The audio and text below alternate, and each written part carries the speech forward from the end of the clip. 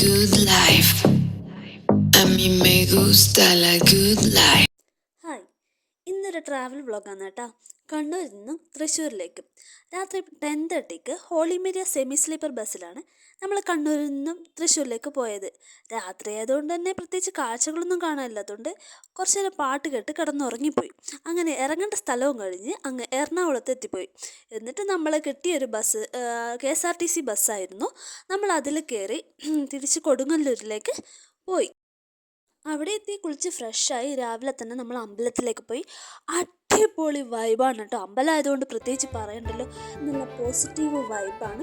എന്നിട്ട് നമ്മൾ അവിടുന്ന് തൊഴുത് പ്രത്യേകിച്ച് അങ്ങോട്ട് പോകാൻ നമ്മൾ പ്ലാൻ ചെയ്യാത്തതുകൊണ്ട് നമ്മൾ കുറച്ച് നേരം അമ്പലത്തിൽ സ്പെൻഡ് ചെയ്തു. ഇനി ഞാൻ കൊടുങ്ങല്ലൂർ അമ്പലത്തെ പറ്റി മനസ്സിലാക്കിയത് നിങ്ങൾക്ക് പറഞ്ഞു തരാം. കൊടുങ്ങല്ലൂർ അമ്പലത്തിൻ്റെ മുഴുവൻ പേര് കൊടുങ്ങല്ലൂർ ശ്രീകുറുമ്പ ഭഗവതി ക്ഷേത്രം എന്നാണ്. അതുപോലെ ലോകാംബിക ക്ഷേത്രം എന്ന പേരിൽ അറിയപ്പെടുന്നുണ്ട്. ഇന്ന് നമ്മൾ കാണുന്ന പല ഭഗവതി ക്ഷേത്രങ്ങളിലും കുറുമ്പക്കാവുകളിലും കുടുംബക്ഷേത്രങ്ങളിലും ഇവിടുത്തെ ദേവിയെ കൊണ്ടുപോയി പ്രതിഷ്ഠിച്ചതാണെന്നാണ് പറയുന്നത്.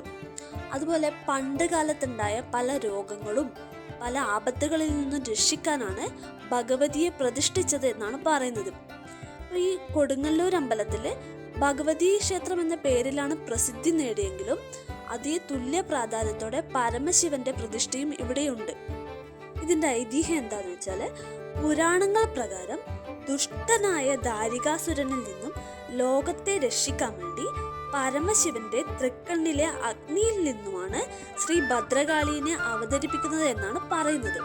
അപ്പോൾ ഭഗവതി കോപിതയായി നിൽക്കുന്ന സമയത്ത് സ്തുതികളും ബലിയുമായി നൃത്തമാടിയെന്നും അപ്പം കോപം ശമിച്ച് അതിൻ്റെ പ്രതീകമായാണ് ഇന്ന് കൊടുങ്ങല്ലൂര് ഭരണി നടക്കുന്നത് എന്നാണ് പറയുന്നത്.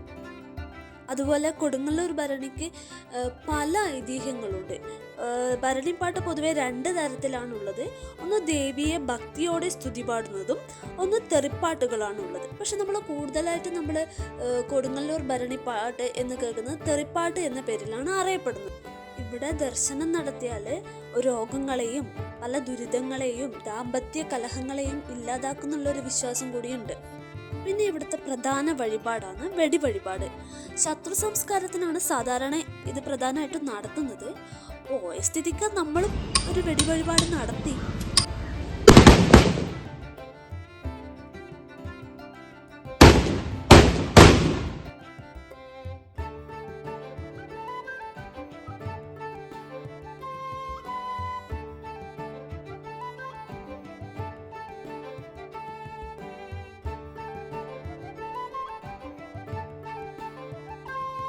പിന്നെ അതെല്ലാം കഴിഞ്ഞ് നമ്മൾ ചായയൊക്കെ കുടിച്ച് തിരിച്ച് തൃശ്ശൂർ വടക്കുന്നാഥ ക്ഷേത്രത്തിലേക്ക് പോയി. വടക്കുന്നാഥ ക്ഷേത്രത്തിന് ദക്ഷിണ കൈലാസം എന്ന പേരിലും അറിയപ്പെടുന്നുണ്ട്. പ്രധാനമായിട്ട് അവിടെ 4 പ്രതിഷ്ഠകളാണുള്ളത്: ശിവൻ, പാർവതി, ശ്രീരാമസ്വാമി, ശങ്കരനാരായണ മൂർത്തി. അവിടെ നല്ല കാറ്റാണ്. 20 ഏക്കർ വിസ്താരമുള്ള സ്ഥലം അത്. അതുപോലെ കേരളത്തിലെ ഏറ്റവും വലിയ മതിൽക്കെട്ടുള്ളതും വടക്കുന്നാഥ ക്ഷേത്രത്തിലാണെന്ന് പറയുന്നുണ്ട്. പിന്നെ തിരുവാതിരക്കളിയും ശിവരാത്രിയാണ് അടുത്ത പ്രധാന വിശേഷ ദിവസം. പക്ഷെ നമ്മൾ പൊതുവെ എല്ലാവരും വിചാരിച്ചിരിക്കുന്നത് തൃശ്ശൂർ പൂരമാണ് വടക്കുന്നാഥ ക്ഷേത്രത്തിൻ്റെ ഉത്സവം എന്നല്ലേ. പക്ഷെ അങ്ങനെയല്ല. ശിവരാത്രിയും തിരുവാതിരയുമാണ് അവിടുത്തെ വിശേഷ ദിവസം. പിന്നെ നമ്മൾ അവിടുന്ന് പ്രസാദമൊക്കെ കഴിച്ച് ഇറങ്ങി നേരെ ഗുരുവായൂരിലേക്കാണ് പോയത്. തൃശ്ശൂരിലെ സ്കൈ വാക്കിലൂടെ നേരെ ബസ് സ്റ്റാൻഡിലേക്ക് ഇറങ്ങി അവിടുന്ന് ബസ്സിനാണ് നമ്മൾ തൃശ്ശൂരിലേക്ക് പോയത്.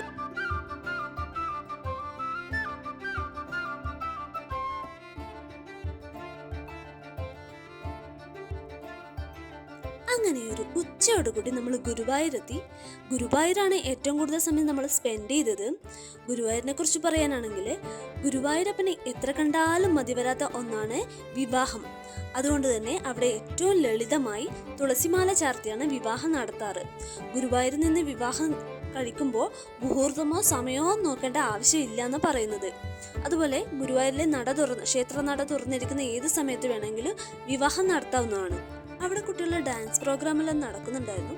ശേഷം ദർശനമൊക്കെ കഴിഞ്ഞ് നമ്മൾ ഫുഡൊക്കെ കഴിച്ച് അവിടെ നിന്ന് ഇറങ്ങി.